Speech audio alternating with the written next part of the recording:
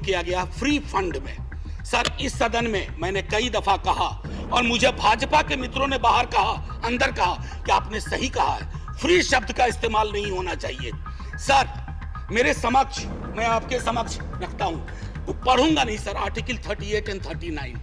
अगर उस व्यक्ति विशेष के बयान को 38, 39 के नजरिए से देखिएगा तो आप में से कोई भी उनके पक्ष में खड़े नहीं होंगे।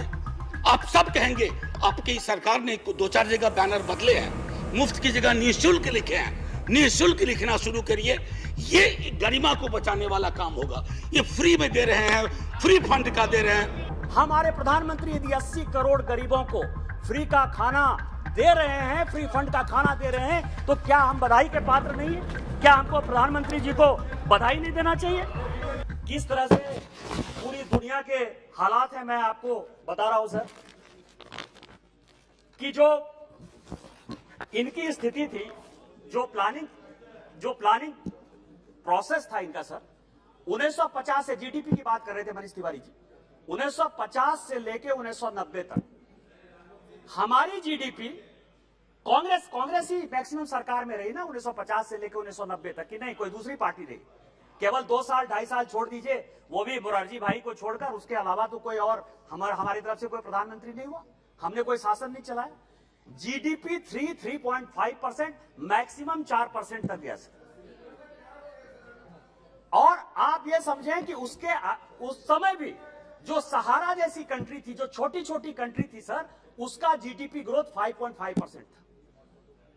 वहां से मुकाबला करके जब हम आए, आज कोविड के बाद दुनिया में प्राइस जो है, प्राइस की तो बात छोड़िए, प्राइस इन्फ्लेशन जो बढ़ रहा है उसके बारे में मैं बताऊंगा, लेकिन व्हीट का प्रोडक्शन 1% घट गया पूरी दुनिया में।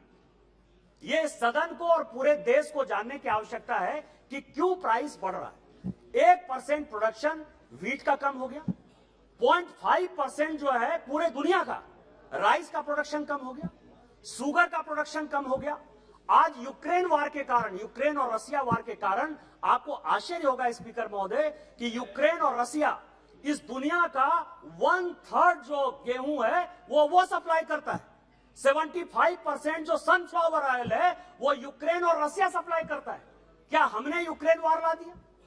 क्या हमने पूरी दुनिया के किसानों को कहा कि आप प्रोडक्शन कम करो? उसके बावजूद भी हमारे प्रधानमंत्री यदि 80 करोड़ गरीबों को फ्री का खाना दे रहे हैं, फ्री फंड का खाना दे रहे हैं, तो क्या हम बधाई के पात्र नहीं है? क्या हमको प्रधानमंत्री जी को बधाई नहीं देना चाहिए?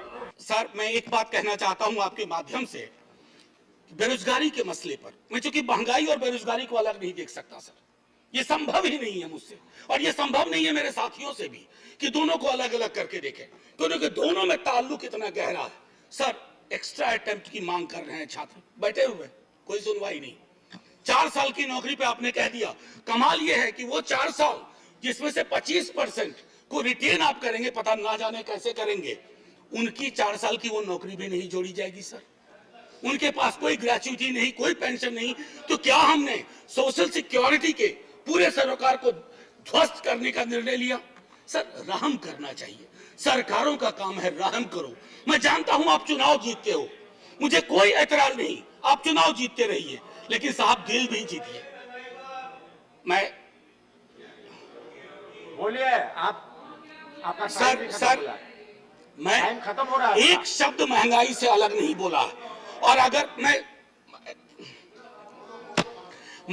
ये कहना चाहता था सर कि आप कहते हैं कि आपको मैंडेट मिला, मैं मानता हूं ना, हमें नहीं मिला, आप चुनाव जीते, लेकिन इसका मतलब क्या है सर? वो मैंडेट लाइसेंस है कि आप ब्रूटलाइज कर दें लोगों को, उनके सरोकारों को? सर, कोई भी मैंडेट आखिरी नहीं होता है, कभी ना कभी उसका एक्सपायरी डेट आता है। इशू पर मैं कल लोकसभा के एक सदन में, लोकसभा के हमारे सदन में, दूसरे सदन में एक शब्द का प्रयोग किया गया फ्री फंड में।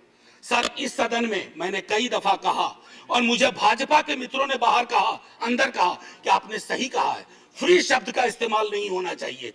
सर, मेरे समक्ष, मैं आपके समक्ष रखता हूं, पढ़ूंगा नहीं सर आर्टिकल 38 एंड 39। अगर उस व्यक्ति विशेष के बयान को 38, 39 के नजरिए से देखिएगा तो आप में से कोई भी उनके पक्ष में खड़े नहीं होंगे।